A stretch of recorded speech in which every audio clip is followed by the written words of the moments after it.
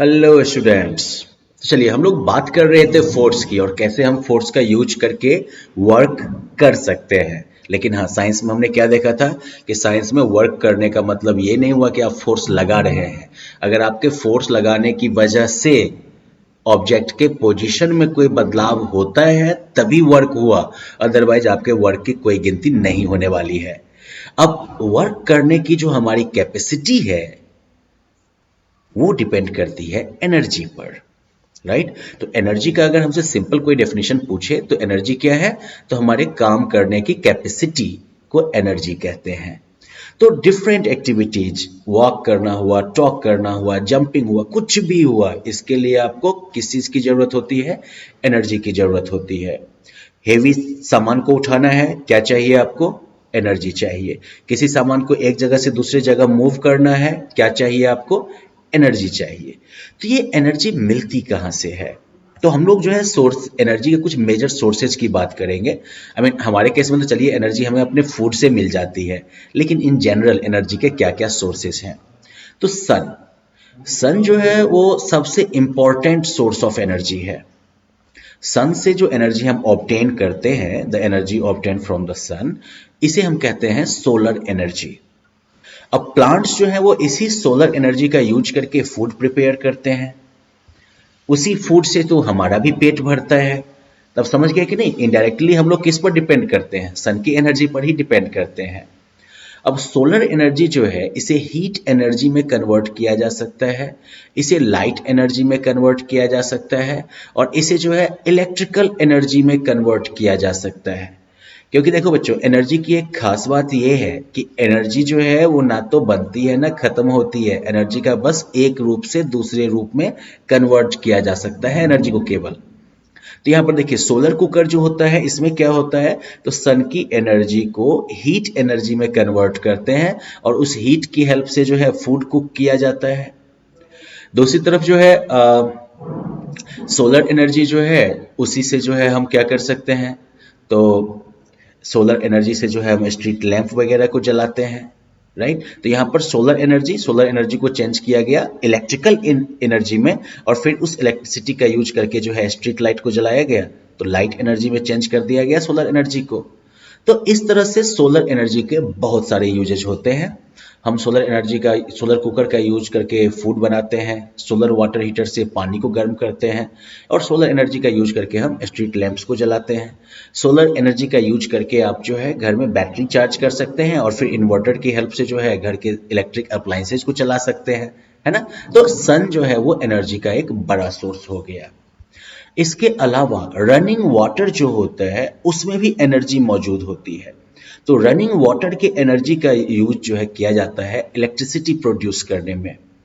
जितने भी बड़े बड़े आपके डैम्स बने हैं रिवर पर, तो वो भी क्या करते हैं, वो पानी को ऊपर से नीचे की तरफ गिराते हैं, और उस गिरते हुए पानी से जो है टरबाइन घूमता है, और उसमें लगा हुआ जो है फिर आपका डायनेमो घूमता है और उससे बिजली बनती है।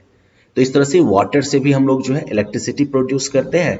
तो वाटर भी एक सोर्स ऑफ एनर्जी हुआ। विंड जो है, विंड किसे कहते हैं, तो मूविंग एयर को हम विंड कहते हैं, पता है ना आप लोगों को। तो विंड जो है उसकी हेल्प से विंड मिल्स के पंखों को घुमाया जाता है, और उन विंड मिल के घूमते पंखों से हम लोग इलेक्ट्रिसिटी बनाते हैं।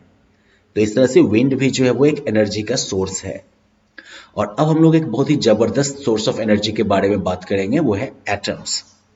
अब आपको ये तो पता है कि कोई भी मैटर जो है वो बहुत छोटे पार्टिकल्स से बना होता है, जिन पार्टिकल्स को कहते हैं मॉलिक्यूल्स।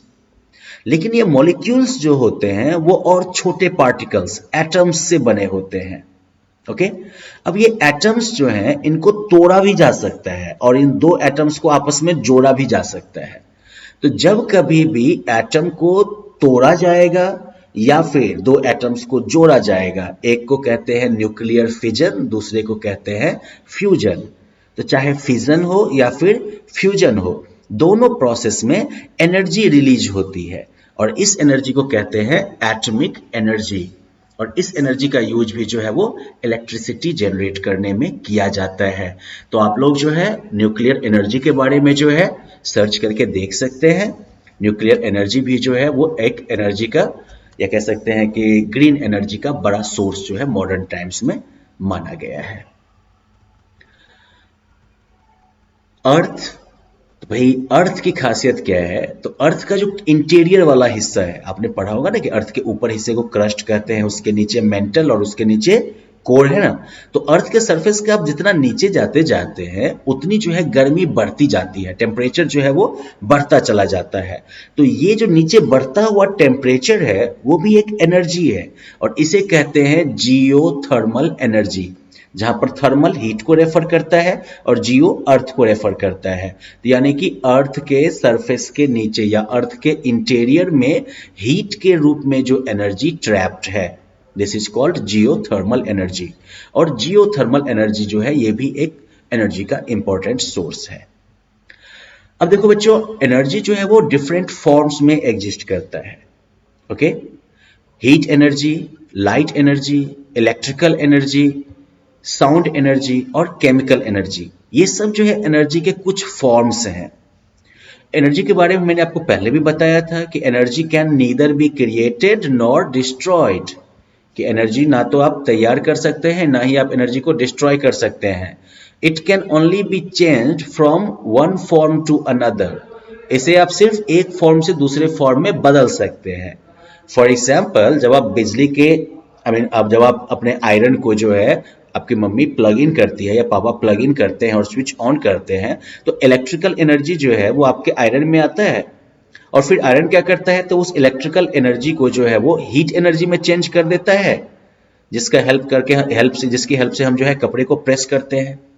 ऐसे ही बल्ब के केस में क्या होता है, तो इलेक्ट्रिकल एनर्जी जो है वो बल्ब में आती है और वहां पर बल्ब जो है उसे लाइट एनर्जी में कन्वर्ट कर देता है।